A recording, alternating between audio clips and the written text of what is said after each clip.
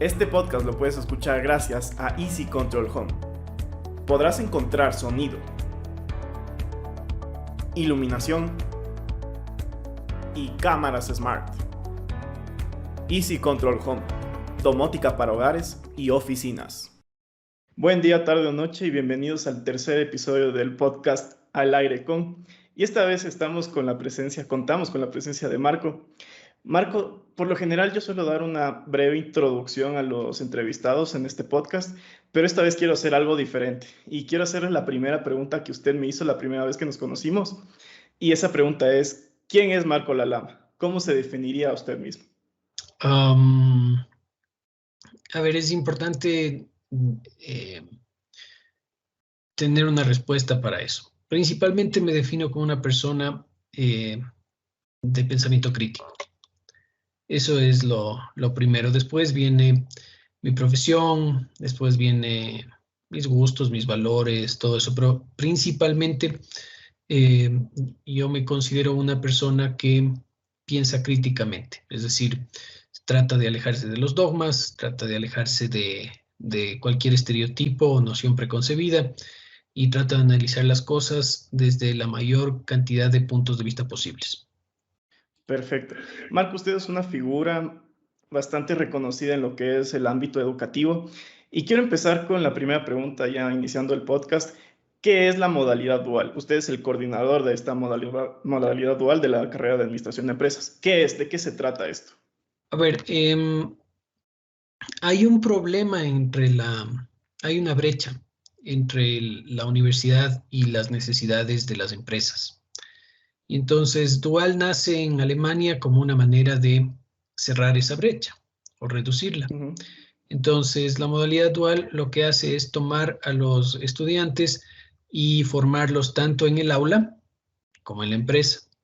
Pero es formación lo que hacen los estudiantes en la empresa. Eso es importante recalcar. A través de un plan de rotación, es decir, van rotando cada semestre por un área de la empresa. ¿Y por qué es necesario este tipo de formación hoy en día? Yo creo que siempre ha sido necesario y cada vez es más necesario porque la teoría es genérica y la aplicación de la teoría no se puede dar en la universidad. Es decir, se pueden hacer algunos ejemplos, algunas cosas, pero realmente cómo una empresa u otra utiliza las ideas que se imparten en la universidad ya es cuestión de cada empresa. Entonces, esa es una pieza fundamental que hace falta en la formación de cualquier profesional y generalmente la obtienen después de graduarse. Entonces, la idea de hacerlo antes tiene mucha lógica. Exacto. A ver, recapitulando un poco, la modalidad dual trata de dividir tanto los estudios teóricos como los prácticos.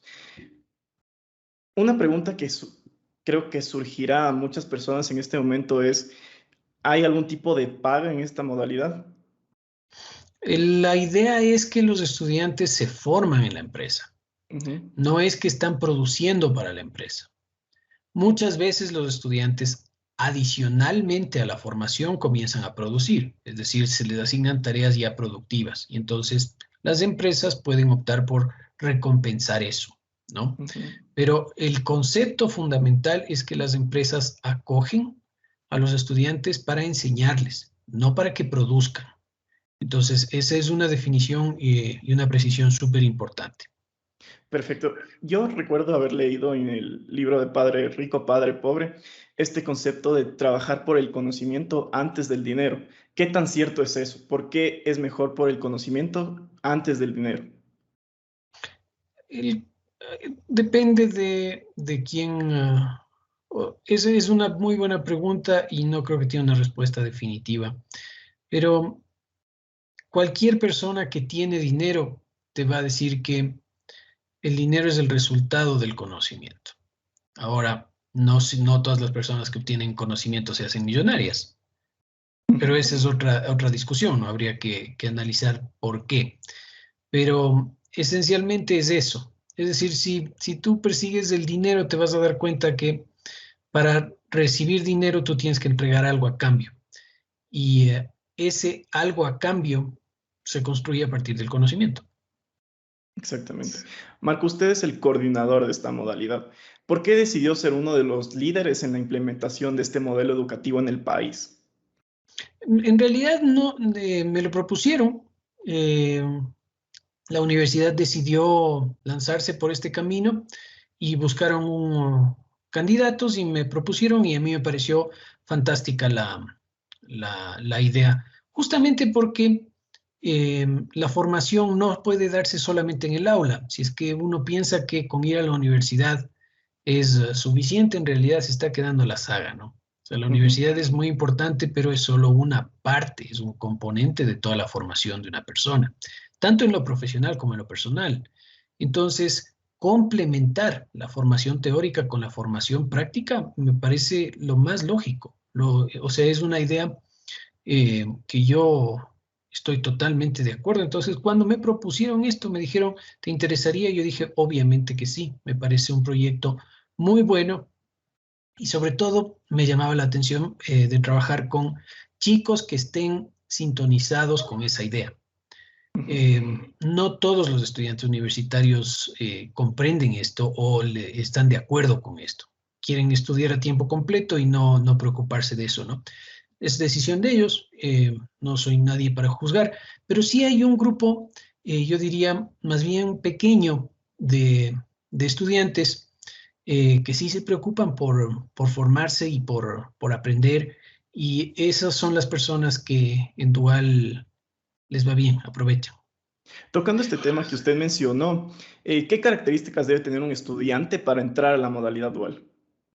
Lo primero, Carlos, yo diría es saber que la realidad no es perfecta. Y en ese sentido hay varias cualidades. Primero es una madurez, madurez más allá porque son chicos jóvenes, pero deben demostrar madurez y deben demostrar también resiliencia, eh, porque las cosas no van a ser perfectas, no van a ser eh, como nadie se imagina, y tolerancia a la ambigüedad también, porque el entorno laboral es mucho menos estructurado, eh, como es lógico, ¿no es cierto? Si uno pudiera predecir la demanda, ya todos seríamos millonarios, pero eso no se puede hacer. Entonces, por naturaleza, el trabajo en las empresas, la formación práctica va a ser ambigua, ¿no? Nunca va a ser Ujú. perfecta. Y eso es algo que uno aprende con los años y la experiencia. Entonces, creo que esa capacidad debe estar ahí en los estudiantes para que les vaya bien. Perfecto. ¿Y cuál es el proceso para ser parte de esta modalidad? ¿Cómo un estudiante que nos está escuchando ahorita puede acceder a ella? Bueno, tienen que, si es que les interesa, hay información en línea y tienen que tomar en contacto conmigo a mi correo institucional, marco.lalama@udla.edu.es. Les explico la modalidad y les entrego una lista de preguntas abiertas. Y cuando ellos resuelven esas preguntas, mantenemos una entrevista y conversamos tanto de las preguntas como de sus aspiraciones, sus necesidades, sus expectativas, para ver si es que en realidad lo que, lo que es dual calza con eso, ¿no? Y eso es Perfecto. básicamente. Marco, usted también es una figura bastante reconocida en lo que es el emprendimiento, ¿no es cierto? ¿Por qué es recomendable que una persona trabaje en una empresa antes de emprender? Usted me ha dicho esto bastantes veces, pero ¿cuál es la razón detrás de ello? La razón es que en la práctica se aprende. O sea, no con hacer un curso de emprendimiento solo vas a topar las bases teóricas, pero ya hacerlo, la implementación, eh, eso se aprende solamente en la cancha. Y entonces, si tú ves cómo se hacen las cosas, en la realidad te estás ahorrando un montón de errores. Y esos errores para un emprendimiento muchas veces pueden marcar la diferencia entre el éxito y el fracaso. Entonces, es muy importante entender cómo funcionan las cosas en una empresa para saber cómo hacerlas cuando estés poniéndote tu empresa. Perfecto. ¿Y por qué decidió ser emprendedor? ¿Estuvo dentro de sus planes? ¿Siempre tuvo esa idea de emprender? La verdad es que mucho tuvo que ver las circunstancias, ¿no? Ujú. Yo me comencé a trabajar en Guayaquil y cuando regresé a Quito en realidad no conseguí un trabajo que llenara mis expectativas. Se me hizo difícil conseguir un trabajo. Entonces, por ahí salió. Pero, como digo antes, yo no empezaba de cero, porque yo ya había tenido 9 años, 10 años de experiencia profesional, entonces, y en muchas áreas, que eso es importante también saber. Ujú. No solo en un área, sino en muchas áreas. Entonces, yo tenía los conocimientos suficientes de lo que vi en las empresas donde trabajé para poder hacer funcionar una empresa desde cero. Perfecto. Marco, creo que los libros marcan un antes y un después en los emprendedores. Hay varios libros que son reconocidos alrededor del mundo que siempre han sido algo especial para un emprendedor. ¿Y cuáles son los libros que han marcado un antes y un después en su carrera como emprendedor? A ver, el primero que te diría es Pensar rápido y pensar despacio, de Daniel Kahneman. Él es un Ujú, Nobel de Economía, pero es psicólogo, ¿ya? Y este libro ujú. básicamente lo que explica es cómo funciona la toma de decisiones. Por eso se ganó el Nobel de Economía. Entonces, entender cómo funcionan las decisiones de las personas te hace un mucho mejor gerente.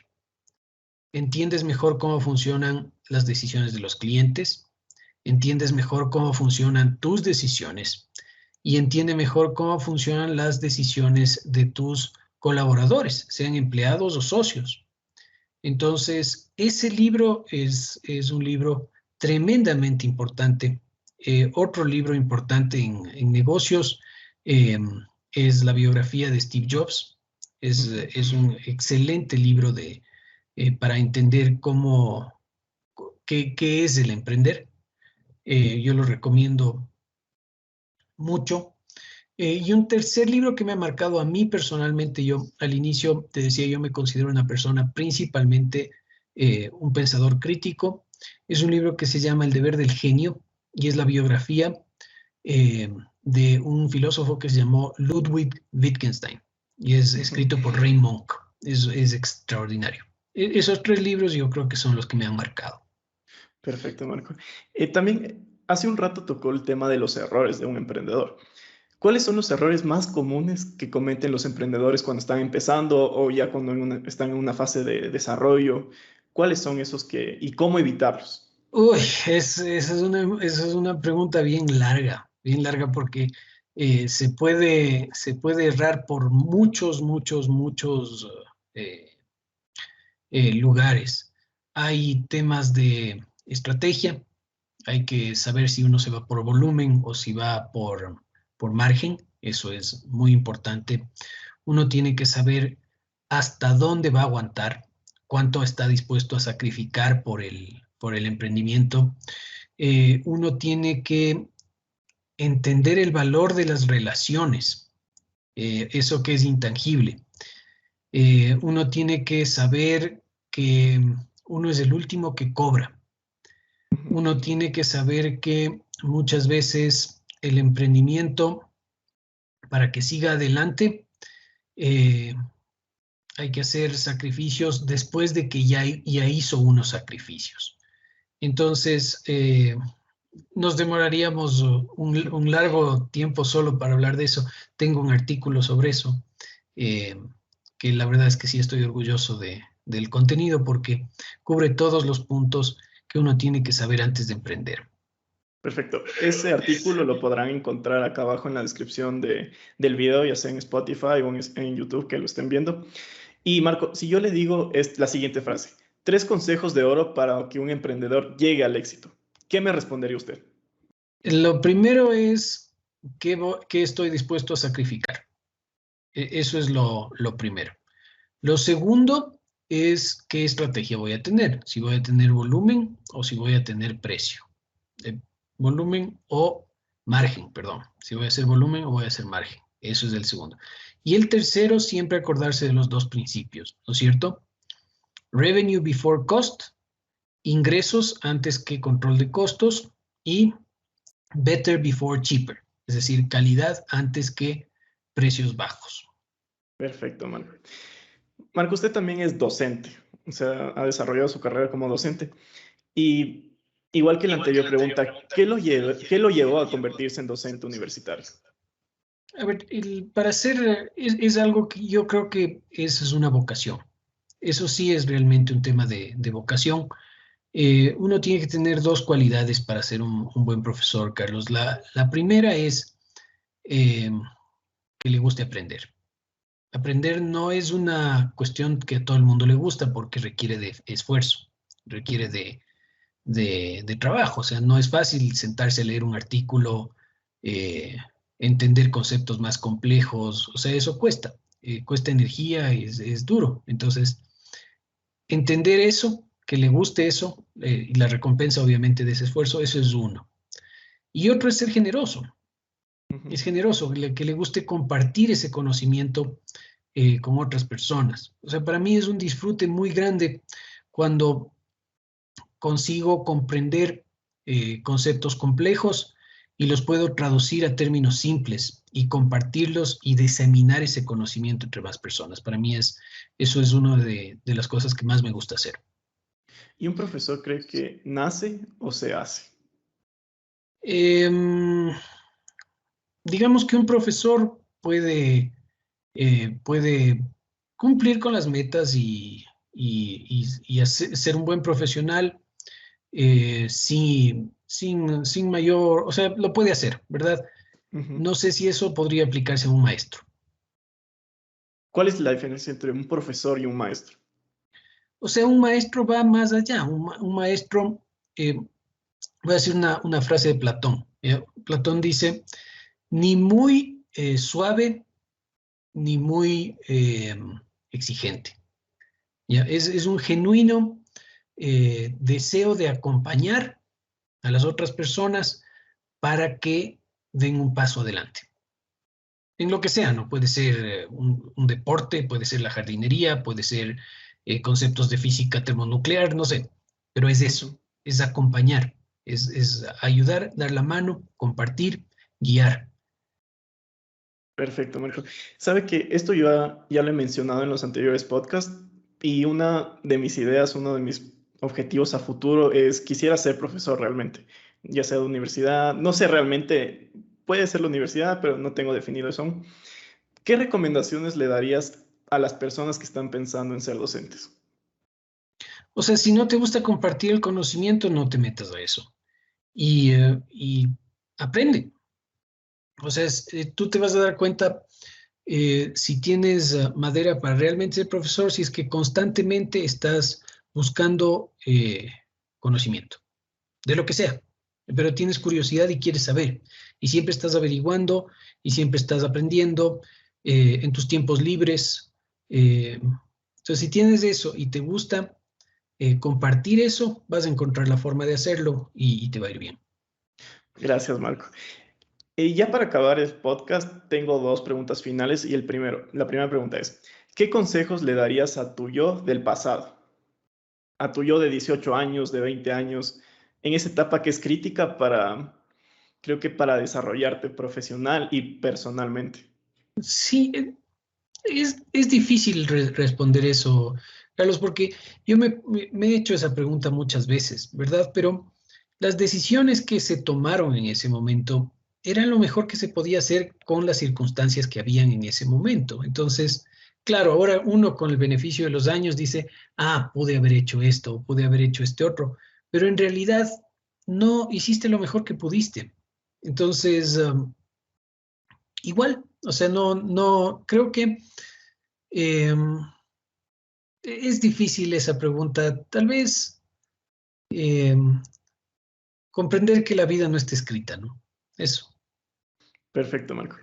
Y ya para terminar, este es un espacio libre para usted para dar un mensaje final, una promoción de sus proyectos, promoción de redes sociales, lo que usted guste. O sea, vamos al punto al punto de inicio. O sea, yo creo que lo más importante aquí, lo más importante, si yo podría decir algo que quisiera dejar a mis hijos, es justamente la apertura de mente, es el pensamiento crítico, es tomar las cosas como vienen, sin prejuicios, sin preconceptos, sin dogmas, tratar de alejarse de eso es una actitud de humildad frente a las cosas, es no saberse el dueño de la verdad. Eso es tremendamente importante para crecer, para seguir creciendo, aun cuando uno llegue a una edad avanzada. Eso es tremendamente importante para ser una buena persona. Es tremendamente importante para no estancarse. Entonces, eh, comprender las cosas como vienen, no como uno quisiera que sean. Listo, Marco. Muchas gracias por haber participado en este podcast. Creo que usted es un modelo a seguir. Yo me acuerdo cuando estaba en Junior Achievement y le veía a usted en esa reunión, en esas charlas que teníamos. Y ahora es raro porque estamos conversando, usted se ha convertido en un tipo de mentor para mí y muchas gracias por participar en este espacio. Muchas gracias por esas palabras, Carlos, y siempre un gusto conversar. Perfecto. Nos vemos en la próxima. Nos vemos también. Chao.